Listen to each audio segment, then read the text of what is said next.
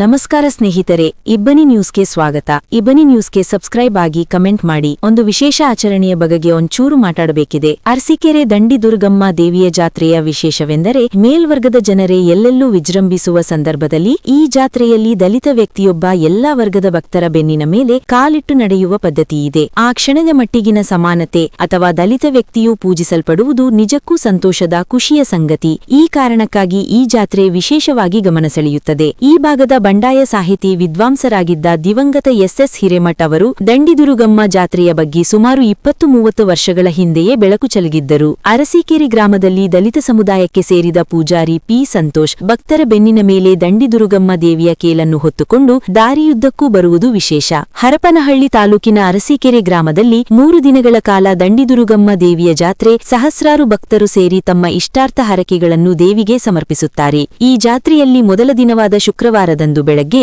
ದೇವಿಗೆ ವಿಶೇಷ ಅಲಂಕಾರ ಪೂಜೆ, ಸಂಜೆ ದೇವಸ್ಥಾನದ ಆವರಣದಲ್ಲಿ ದೀಪ ಹಚ್ಚುವ ಮೂಲಕ ಕಾರ್ತಿಕೋತ್ಸವ ಮಾಡಲಾಯಿತು. ಭಕ್ತರು ದೇವಿಗೆ ಬೇವಿನುಡಿಗೆಯ ಹರಕೆ, ದೀಡು ನಮಸ್ಕಾರ, ಬಾಳೆಹಣ್ಣಿನ ಆರತಿ ಬೆಳಗಿದರು. ಶನಿವಾರ ಬೆಳಗ್ಗೆ ಅಲಂಕೃತಗೊಂಡ ಎತ್ತುಗಳನ್ನು ಪ್ರಮುಖ ಬೀದಿಗಳಲ್ಲಿ ಮೆರವಣಿಗೆ ಮಾಡಿ ನಂತರ ಎತ್ತುಗಳಿಂದ ದೇವಿಯ ದೇವಸ್ಥಾನದ ಸುತ್ತಲೂ ಪ್ರದಕ್ಷಿಣೆ ಹಾಕಿಸುತ್ತಾರೆ. ಭಾನುವಾರ ಬೆಳಗಿನ ಜಾವ ದಂಡಿದುರುಗಮ್ಮ ದೇವಿಯು ಹೊಳೆಗೆ ಹೋಗಿ ಅಲ್ಲಿ ಹೊಳೆ ಪೂಜೆ ನೆರವೇರಿಸುತ್ತಾರೆ. ಜೊತೆಗೆ 3 ದಿನಗಳ ಕಾಲ ಉಪವಾಸವಿರುವ 5 ದುರ್ಗಿಯರಿಗೆ ಪೂಜೆ ಮಾಡುತ್ತಾರೆ. ಹೊಳೆಯಿಂದ ದೇವಸ್ಥಾನದವರೆಗೂ ಭಕ್ತರು ದೀಡು ನಮಸ್ಕಾರ ಹಾಕಿದರು. ನಂತರ ಹೊಳೆಯಿಂದ ದೇವಸ್ಥಾನದವರೆಗೆ 2 ಕಿಲೋಮೀಟರ್ ವರೆಗೆ ದೇವಿಯ ಕೇಲನ್ನು ಹೊತ್ತ ಪೂಜಾರಿಯು ವಿವಿಧ ವಾದ್ಯಗಳೊಂದಿಗೆ ಉದೋ ಉದೋ ಎಂದು ಕೂಗುತ್ತಾ ಸಾಲು ಸಾಲಾಗಿ ಅಡ್ಡಲಾಗಿ ಮಲಗಿರುವ ಭಕ್ತರ ಮೇಲೆ ನಡೆದುಕೊಂಡು ಬಂದು ಗುಡಿ ತುಂಬುವುದು ವಿಶೇಷವಾಗಿತ್ತು. ಭಕ್ತರು 3 ದಿನಗಳ ಕಾಲ ದೇವಿಗೆ ಸಮರ್ಪಿಸಿರುವ ಅಕ್ಕಿ, ಬೇಳೆ, ಬೆಲ್ಲ, ಹಾಲು, ತುಪ್ಪ, ಮೊಸರು, ಗೀವಿನ ಹಾಲು, ಬಾಳೆಹಣ್ಣು ಎಲ್ಲವನ್ನೂ ಸೇರಿಸಿ ವಿಶೇಷ ಪ್ರಸಾದವನ್ನು ತಯಾರಿಸಿ ಭಾನುವಾರ ಸಂಜೆ ಮೊದಲು ದೇವಿಗೆ ನೈವೇದ್ಯ ಮಾಡಿ ನಂತರ 5 ದುರ್ಗಿಯರಿಗೆ ಪ್ರಸಾದ ನೀಡಿದರು.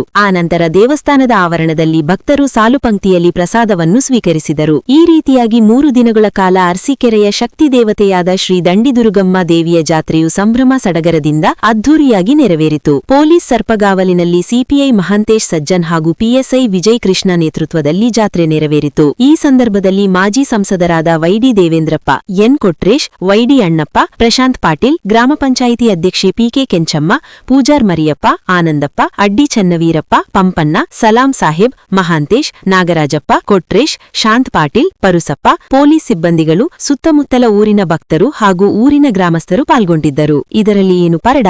ಪರುಸಪ್ಪ, ಪೊಲೀಸ್ ಸಿಬ್ಬಂದಿಗಳು, ಸುತ್ತಮುತ್ತಲ ಊರಿನ ಭಕ್ತರು ಹಾಗೂ ಊರಿನ ಗ್ರಾಮಸ್ಥರು ಪಾಲ್ಗೊಂಡಿದ್ದರು.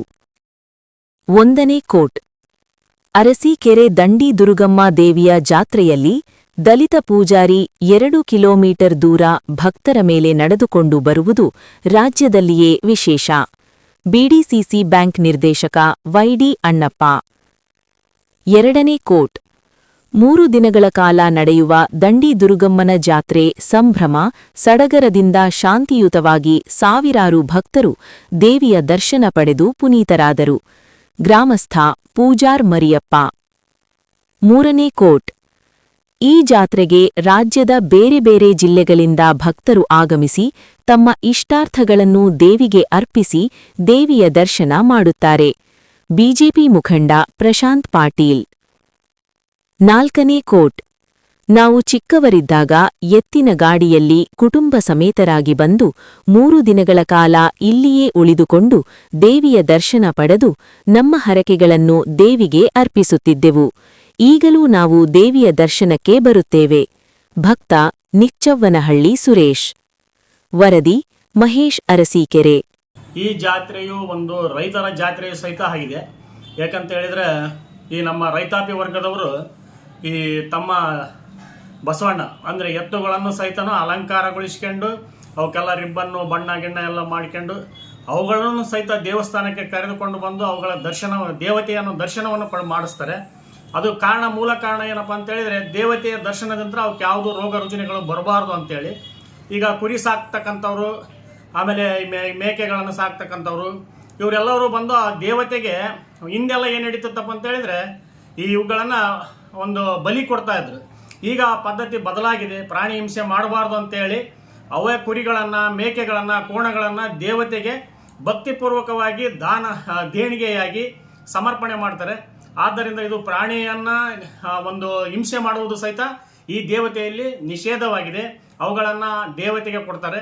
ಆಮೇಲೆ ನಮ್ಮ ರಾಜ್ಯದ ಜನರಷ್ಟೇ ಅಲ್ಲದೆ ಹೊರ ರಾಜ್ಯದಿಂದಲೂ ಸಹಿತ ಈ ಒಂದು ದಂಡಿ ದುರ್ಗಮ್ಮನಿಗೆ ಭಕ್ತರಿದ್ದಾರೆ. ಅವರು ಸಹಿತನು ಬಂದು ದೇವತೆಯ ಒಂದು ದರ್ಶನವನ್ನು ಪಡಿತಾರೆ. ಆಮೇಲೆ ಇನ್ನೊಂದು ವಿಶೇಷ ಏನಂತ ಹೇಳಿದ್ರೆ, ಈ ನಮ್ಮೂರ ಜಾತ್ರೆಯಲ್ಲಿ ಒಬ್ಬ ದಲಿತ ಪೂಜಾರಿ ಆ ದೇವತೆಯ ಕೇಳನ್ನು ಹೊತ್ತು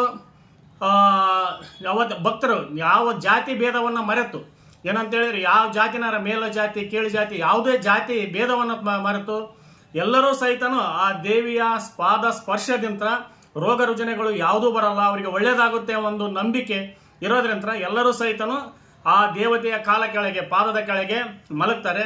ಆ ಕೇಳು ಹೊತ್ತಂತ ಪೂಜಾರಿ ಅವರ ಮೇಲೆ ನಡೆಯೋದ್ರಿಂದ, ಅಂದ್ರೆ ಪೂಜಾರಿ ನಡೆಯೋದಿಲ್ಲ, ದೇವತೆನೇ ನಮ್ಮ ಮನೆಯಲ್ಲಿ ನಡೀತಾಳೆ ದಂಡಿ ದುರ್ಗಮ್ಮ. ಆ ಕೆಳ ಪಾದ ಸ್ಪರ್ಶದಿಂದ ನಮ್ಮ ಎಲ್ಲ ಕಷ್ಟಗಳು ಪರಿಹಾರ ಆಗ್ತವಂತ ಒಂದು ನಂಬಿಕೆ ಇದೆ.